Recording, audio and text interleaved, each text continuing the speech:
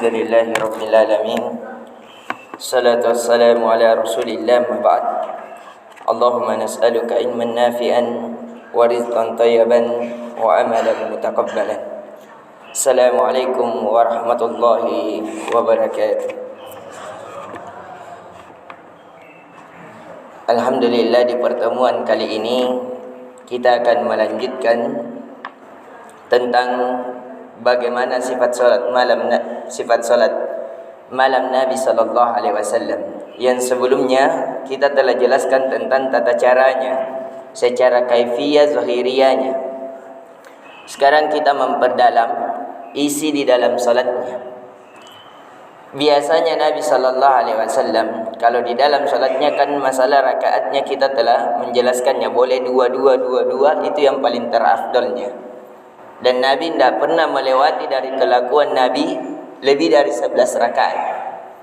Terkadang 13 tapi 2 rakaat ringan. Kemudian di antara banyak kesalahan atau yang disangka hal yang tidak dibolehkan adalah ketika seseorang selesai salat witir bersama imam, dia tidak bisa lagi salat malam ketika di rumahnya terbangun pada saat waktu sahur. Ini tidak dibenarkan. Karena solat witir bukan berarti dia solat penutup.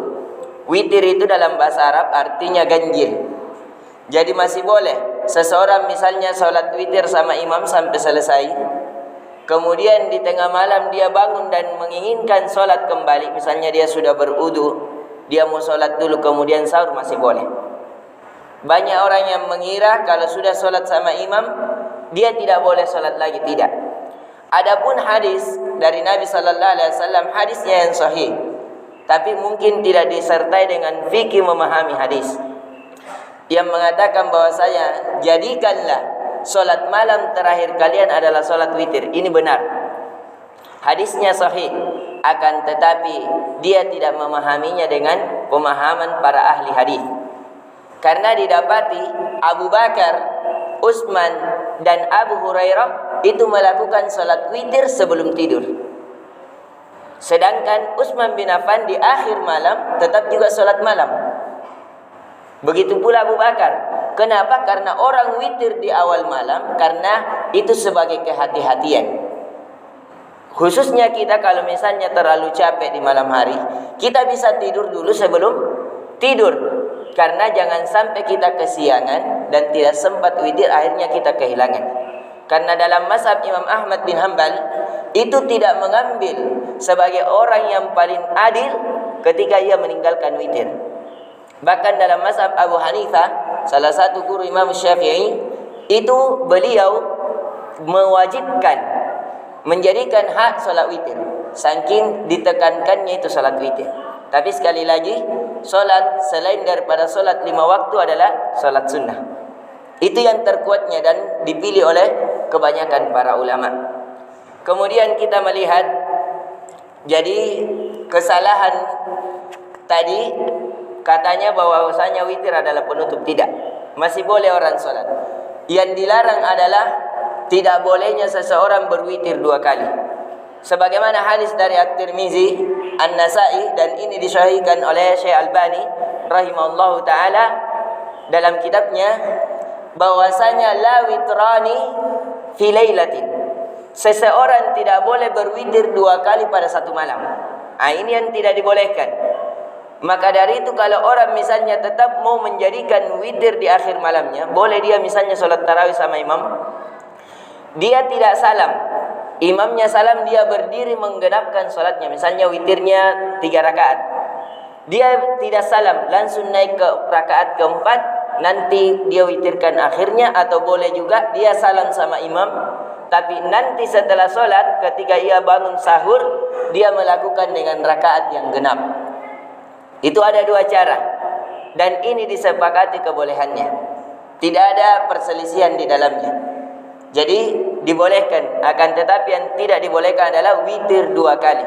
Misalnya witirnya awal malam 3 rakaat, nanti di akhir malam bangun sahur atau sahur dulu atau solat dulu dia tambah 1 rakaat. Ini tidak dibolehkan karena sudah banyak pemisah. Ini yang sehendaknya kita ketahui. Dan yang terakhir adalah berapa jumlah seseorang biasanya Nabi sallallahu alaihi wasallam salat malam. Kalau salat malamnya Nabi sallallahu alaihi wasallam itu jangan ditanyakan bagusnya. Pernah Nabi salat malam sampai-sampai seseorang para sahabat itu takut karena masuk waktu sahur. Saking lamanya. Dalam riwayat Ibnu Abbas pernah Nabi salat malam itu membaca Al-Baqarah, kemudian membaca surah An-Nisa dan Al-Imran. Sekitar 5 juzan. Jadi saking lamanya. Tapi tetap dari Nabi sallallahu alaihi wasallam kalau seseorang imam, makanya disunnahkan membalik belakang agar ia melihat di belakangnya banyak anak kecil, banyak orang tua, hendaknya ia memperingan salatnya.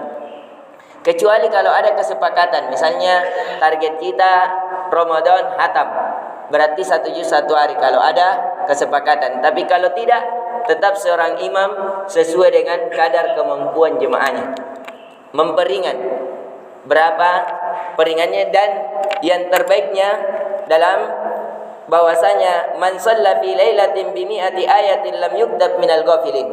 Barang siapa yang salat pada suatu malam dengan 100 ayat, maka ia tidak termasuk orang yang lalai. Ini sebaiknya. Jadi usahakan 100 ayat kurang lebih 2 lembar. Kita lakukan salat malam, itu insyaallah sudah kita termasuk orang-orang yang banyak berzikir kepada Allah.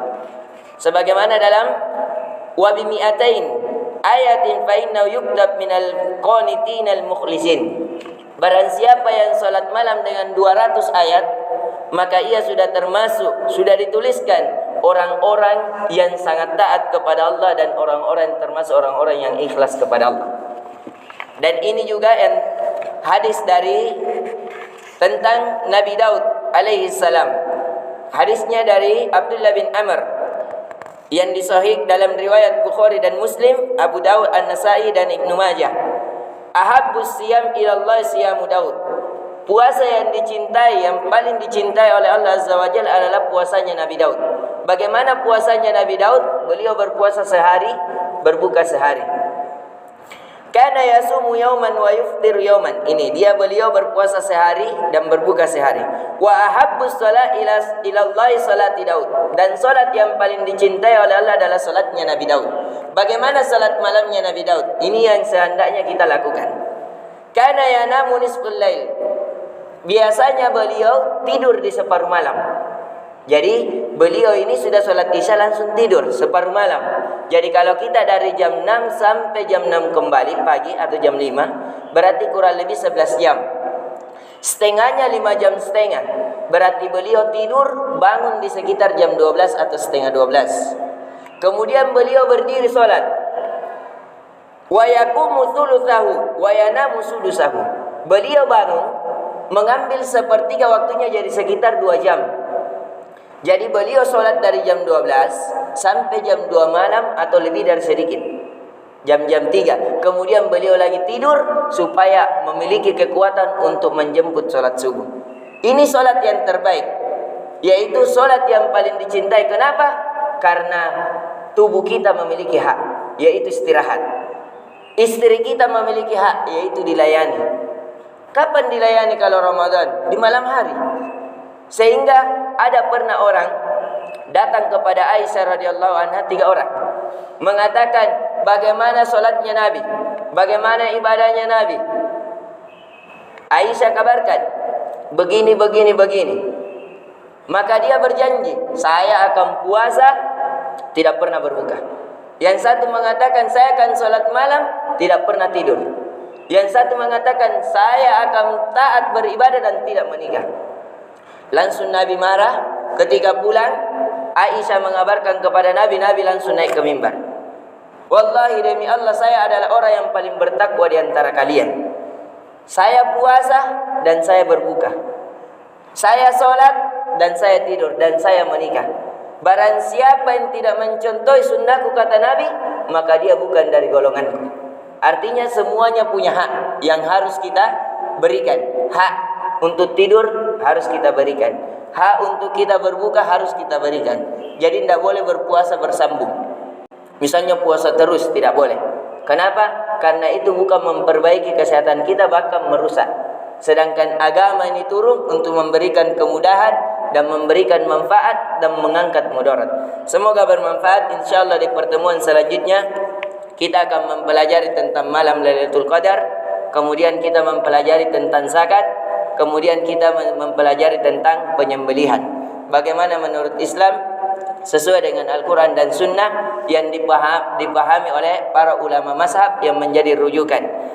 Semoga bermanfaat. Lebih dan kurangnya mohon dimaafkan. Subhanakallahumma bihamdik, asyhadu an la ilaha illa anta, astaghfiruka wa atubu ilaik. Assalamualaikum warahmatullahi wabarakatuh.